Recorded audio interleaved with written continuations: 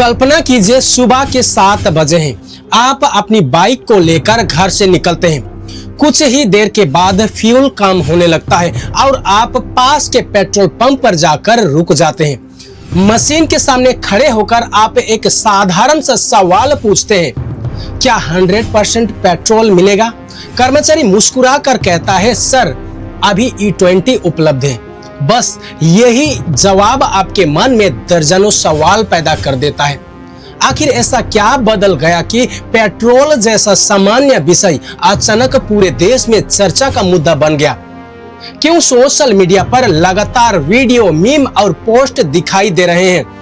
और सबसे दिलचस्प बात, कुछ दिन पहले तक इंटरनेट पर धर्मेंद्र प्रधान को लेकर बहस हो रही थी, लेकिन अब अचानक एक नया नाम तेजी से वायरल होने लगा है, E20 जनता पार्टी। क्या ये केवल कुछ लोगों की ऑनलाइन मुहिम है या किसी बड़े बदलाव की शुरुआत?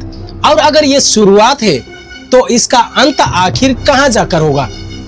इन सवालों का जवाब इतना सीधा नहीं है, क्योंकि इस कहानी की कई परतें हैं और हर परत खोलने के साथ एक नया सवाल फिर से जन्म लेता है। फिर कहानी हमें भारत की ऊर्जा नीति तक लेकर जाती है। आधिकारिक जानकारी के अनुसार भारत लंबे समय से अपनी जरूरत का बड़ा हिस्सा कच्चे तेल के आयात से पूरा करता रहा है। इसी निर्भरता को कम करने, एथेनॉल उत्पादन बढ़ाने, किसानों को संभावित लाभ पहुंचाने और प्रदूषण कम करने के उद्देश्य से पेट्रोल में एथेनॉल मिश्रण की नीति को आज आगे बढ़ाया गया है। धीरे धीरे E10 के बाद E20 की दिशा में कदम बढ़े। पहली नजर में यह सिर्फ एक तकनीकी बदलाव लगता है, लेकिन यहीं से कहानी का दूसरा अध्याय भी शुरू हो जाता है। अचानक सोशल मीडिया पर अलग अलग अनुभव सामने निकलकर आने लगे। कुछ वाहन मालिकों ने दावा किया कि उन्हें माइलेज को लेकर चिंता हो रही है। कुछ ने पुराने वाहनों की संगतता पर सवाल उठाई। वहीं कई अन्य लोगों का कहना था कि उन्हें अभी तक कोई विशेष अंतर महसूस नहीं हुआ।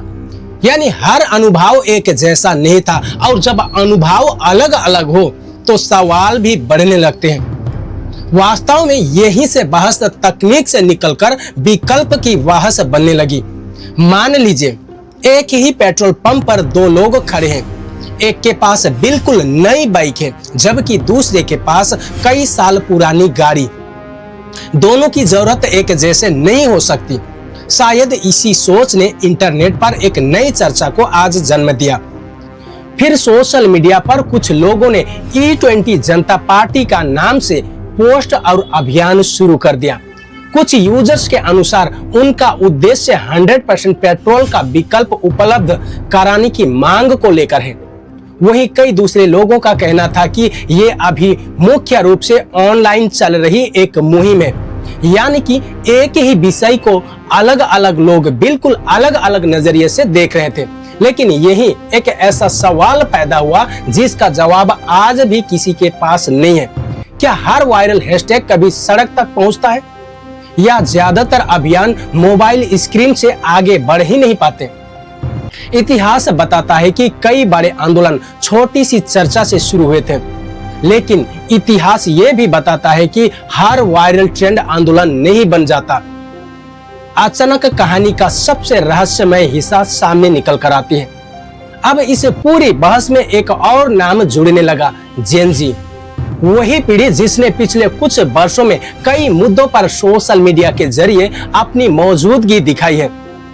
इसीलिए अब इंटरनेट पर कई लोग ये सवाल पूछ रहे हैं कि अगर ये चर्चा और बढ़ी तो क्या युवा सिर्फ पोस्ट लिखेंगे या कभी सड़कों पर भी दिखाई देंगे, या फिर कुछ दिनों बाद कोई दूसरा ट्रेंड फिर से आ जाएगा और ये मुद्दा धीरे धीरे लोगों की टाइमलाइन से गायब हो जाएगी।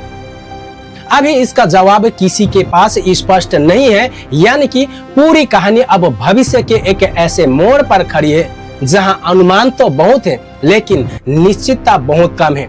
फिर भी इस बहस का दूसरा पक्ष भी उतना ही महत्वपूर्ण माना जाता है। आधिकारिक जानकारी के अनुसार सरकार का उद्देश्य ऊर्जा सुरक्षा, एथेनॉल उत्पादन और पर्यावरण जैसे कई लक्ष्यों को आगे बढ़ाना है। वहीं दूसरी ओर कुछ उपभोक्ताओं का दावा है कि यदि वे 100% पेट्रोल चुनना चाहे तो उनके पास वो विकल्प भी होना चाहिए। यानी कि यह बहस केवल ईंधन की नहीं है, बल्कि नीति और उपभोक्ता की पसंद के बीच संतुलन की भी बनती जा रही है। लेकिन कहानी अभी पूरी नहीं हुई है। सबसे बड़ा सवाल अब भी वही है जिससे हमने शुरुआत की थी। क्या ये ऑनलाइन बहस आने वाले समय में किसी बड़े सार्वजनिक अभियान का रूप ले सकता है, या इंटरनेट के दूसरे ट्रेंड की तरह धीरे धीरे शांत हो जाएगी आने वाले दिनों में? इसका जवाब आज नहीं बल्कि आने वाला समय देगा। फिलहाल इतना साफ है कि सवाल बढ़ रहे हैं, बहस देश में तेज हो रही है और लोग जवाब तलाश रहे हैं। लेकिन इस कहानी का अगला अध्याय अभी लिखा जाना बाकी है।